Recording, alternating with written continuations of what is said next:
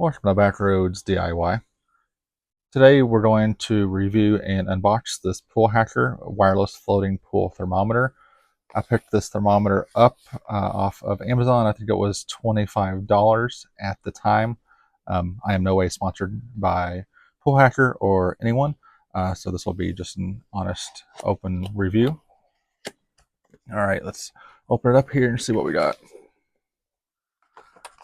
All right, let's watch. We got first time setup instructions, warranty card, and then some more detailed instructions. Set those to the side. All right, looks like it's packaged pretty well here. All right, this appears to be the thermometer probe. All right, you can see that there. And pull out, this looks like it's the receiver. Set that here next to it. And see what else we got in the box. Looks like a little rope for tying it off, tethering it to the side. And a charging cable. Looks to be a USB-C charging cable. And we'll see if there's anything else in the box. And that appears to be it. All right. So if we grab our quick instructions here and set those up, looks like the first thing we're going to do is place a transmitter and thermometer side by side, which they are. We need to pull the little tab out here out of the battery compartment on the receiver to activate it, to turn it on. So we'll give that a tug and pull that out. All right, now we see that it's on. Hopefully you can see that well enough here. Switch the side here. All right, and next we want to turn on our thermometer. It's like this is the power button here, and this is going to be the charge port.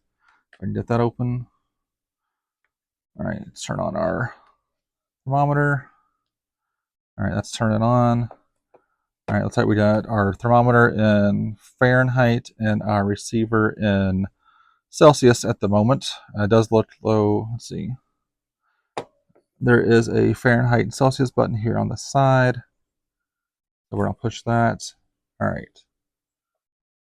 Now, it may take a minute. I do see the temperatures. They are different now. They were both in the box in the house, so it may take a minute for the pool thermometer to register what the outside temperature is here, but I do expect that to climb. Looks like we got 73.4 degrees on the pool thermometer, and right now 72.6 degrees outside. Get rid of this trash here. It's nice because it did actually pair automatically. I think it comes prepared from the factory. This receiver will handle up to 9 different thermometers, or 9 different channels. Let's see if there's anything else here on the back of the card. Just talking about signal transmission, how far away to place, and obviously if you place walls in between, it's going to cut down on the effectiveness range of the wireless technology. So now let's walk over and put this into the pool. I'll tether it off later, but let's go ahead and come over and stick it in here and see if we, oh yeah, there it goes, it's climbing up. 77, 79.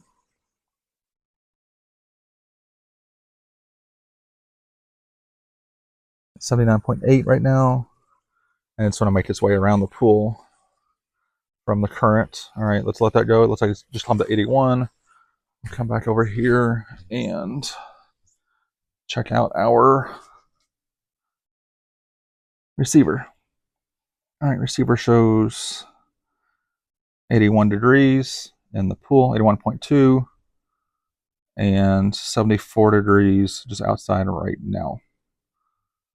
The 99% humidity.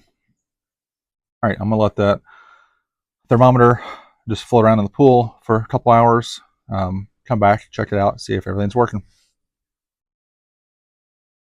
All right, the pool thermometer has been in the water for some time. The temperature up top here has stabilized, as well as the temperature and humidity here in the house.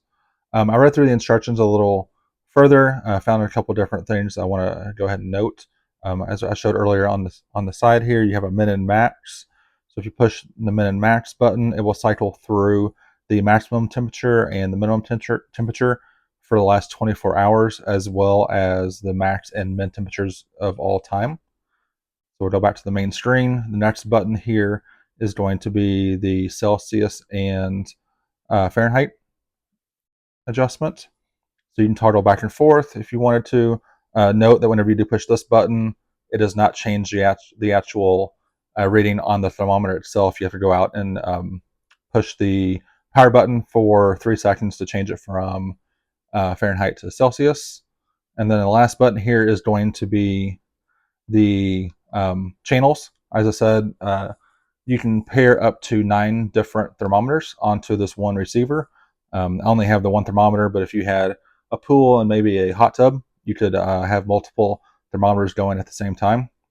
Overall, this thermometer receiver is awesome for 25 bucks. It came paired from the factory. It was very easy setup, just pulling out the battery tab, turning both items on, and it was pretty much ready to go.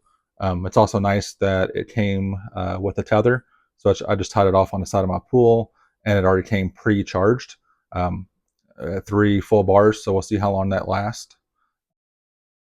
All right, it's been a week since I've had the pool thermometer outside.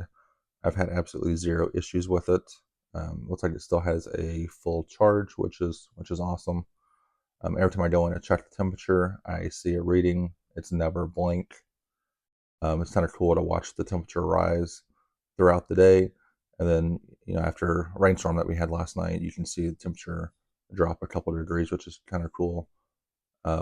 No complaints at all. If there was one enhancement or one update or one enhancement, I would suggest it would be that they add possibly a backlight to this as it gets a little darker, or sometimes if you're not at the right angle, it can kind of become a little difficult to read it. If I tilt it down a little bit, I have it flat on the table, you can see it becomes a little more difficult to read. I think if that was backlit, it'd be a little bit easier, but again, that's a minor thing, and this is still overall an absolutely awesome product for $25.